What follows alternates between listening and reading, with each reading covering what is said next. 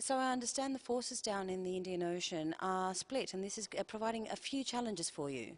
Yeah, the challenge within the Indian Ocean where the multinational forces are working is the size of the area.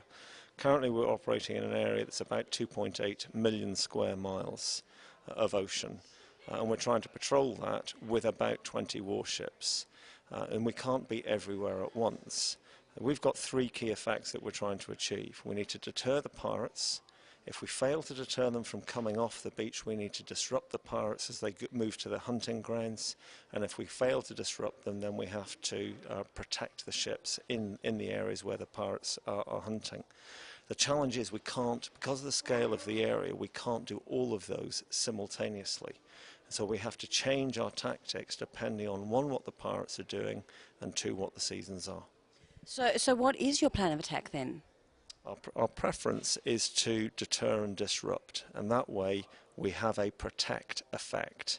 But in the meantime, what the merchant navy must do, what the merchant vessels must do, is focus as much time and effort into protecting themselves through the effective implementation of best management practices. Are you talking about private armed forces on ships? Are you steering owners towards that solution?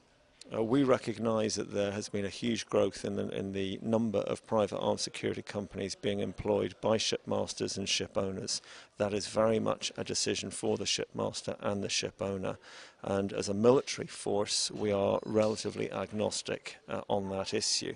The challenge we've got with taking greater military action, particularly against motherships, is how much is the life of either a seafarer or a marine worth when it comes to the risk, the increased risk of conducting a hostage release operation.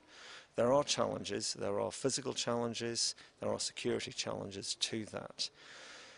At the moment, the business model is being managed on a purely commercial basis relatively successfully in a period of somewhere between 100 and 150 days at a cost of somewhere between 2 and 10 million. The ship, the cargo and the crew are all being relatively safely released.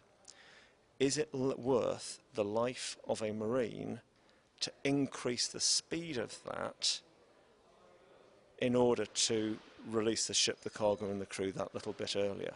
And I would suggest that if you ask the mother, wife or daughter of that marine, they would say they'd rather see the shipping industry continue to pay the ransoms in order to have their father, son or brother home.